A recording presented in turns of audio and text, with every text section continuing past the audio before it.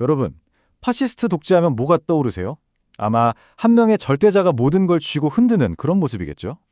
그런데요, 그 권력의 속을 진짜로 들여다보면요. 와, 우리가 상상하는 거랑은 완전 다른 훨씬 더 복잡하고 혼란스러운 세상이 펼쳐집니다. 그래서 바로 이 질문에서부터 시작해야 해요. 독재자의 권력은 진짜로 어떤 모습일까? 이 질문에 대한 답을 찾아가다 보면 아마 우리가 가지고 있던 모든 생각들이 와르르 무너질지도 모릅니다. 보통 우리가 생각하는 독재 체제는 딱 이런 이미지잖아요. 그쵸?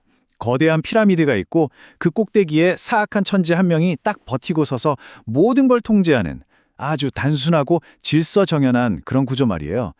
뭐랄까, 잘 만든 영화 속 한 장면 같죠? 근데 현실은요, 영화랑 완전 달랐어요. 오히려 이랬다고 봐야죠.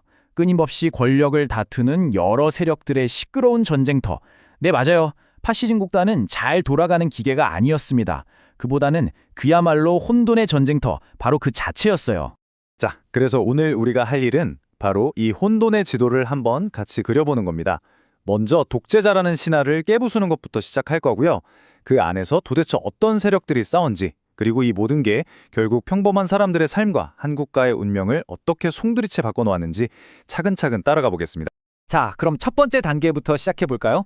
사악한 독재자가 나오는 좀 뻔한 흑백 영화는 이제 잠시 꺼두셔도 좋습니다.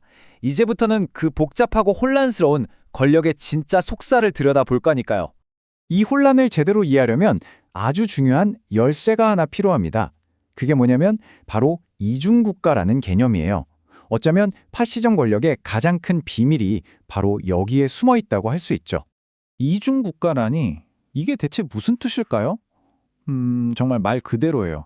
파시즘 국가 안에는요, 우리가 눈으로 볼 수 있는 공식적인 정부 말고도 또 다른 정부가 하나 더 있었던 겁니다. 그러니까 사실상 두 개의 정부가 한 나라 안에 동시에 존재하고 있었던 거죠. 자, 이 표를 보시면 그 개념이 확 와닿으실 거예요.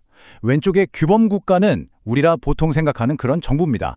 법과 규칙에 따라서 움직이는 경찰, 공무원, 법원 같은 것들이죠.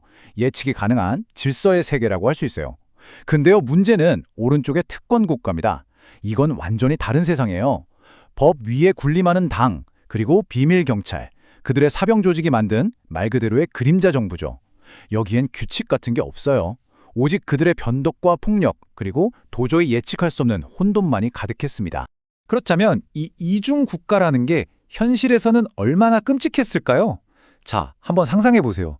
어떤 사람이 법원에서 무죄 판결을 받고 너무 기뻐서 법원 문을 나서는 바로 그 순간 문 앞에 기다리고 있던 게슈타포한테 그대로 다시 체포되는 겁니다. 이게 바로 규범 국가의 법이 특권 국가의 폭력 앞에서 얼마나 무력하게 무너졌는지를 보여주는 정말 상징적인 장면이죠. 자, 그렇다면 이 혼돈의 전쟁터에서 서로 치고받고 싸웠던 그 선수들은 대체 누구였을까요? 이 권력 게임의 중심에는 크게 4개의 거대한 세력이 버티고 있었습니다. 그러니까 파시스트 권력이라는 게 독재자 한 명이 이렇게 라고 해서 다 되는 게 아니었다는 거죠.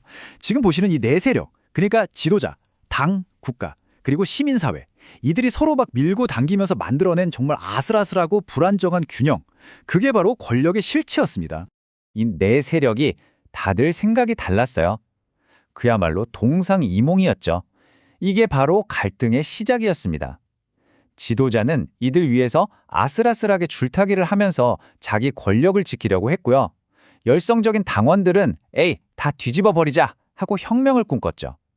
반면에 군대나 공무원 같은 기존의 국가 조직은 어떻게든 질서를 유지하려고 했고, 대기업이나 교회 같은 집단은 자기들 밥그릇 뺏기지 않으려고 필사적이었습니다. 바로 이 지점에서 지도자의 아주 교활한 전략이 빛을 발합니다. 그 유명한 분열시켜서 지배하라. 히틀러는 이 세력들이 서로 견제하고 싸우게 만들었어요. 어쩔 땐 과격한 당을 이용해서 기존 국가 세력을 압박하고, 또 어떨 땐 군대한테 힘을 실어줘서 너무 커져버린 당 세력을 제거해버리는 시기였죠. 자기한테 그렇게 충성하던 돌격대를 하루아침에 다 숙청해버린 장검의 밤 사건이 바로 그 대표적인 예라고 할 수 있습니다. 자, 그럼 이 이중국가라는 이론이 실제 역사에서는 어떻게 나타났을까요? 이걸 보려면 똑같은 파시즘 체제였는데도 전혀 다른 길을 갔던 나치 독일과 이탈리아를 비교해보는 게 제일 좋습니다. 답이 딱 보이거든요. 두 나라의 운명은 바로 여기서 완전히 갈렸습니다.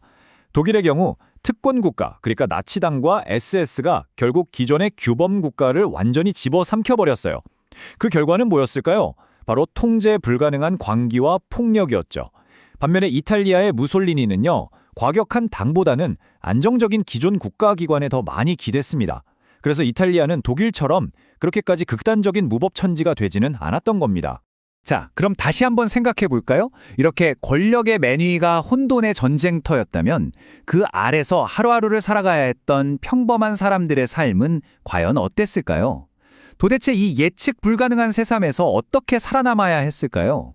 그 질문에 대한 답을 딱 한 단어로 줄이면 바로 적응입니다.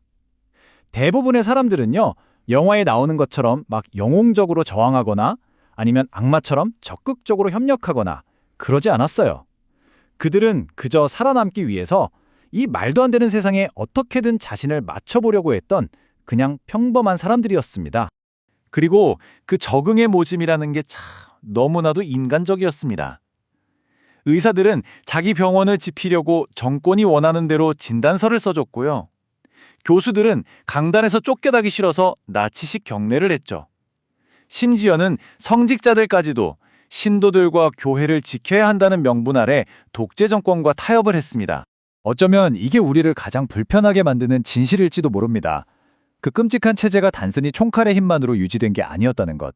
거대한 악 앞에서 그냥 침묵하고 순응하고 적응했던 수많은 평범한 사람들의 암묵적인 그런 소극적인 협력이 있었기 때문에 가능했던 겁니다.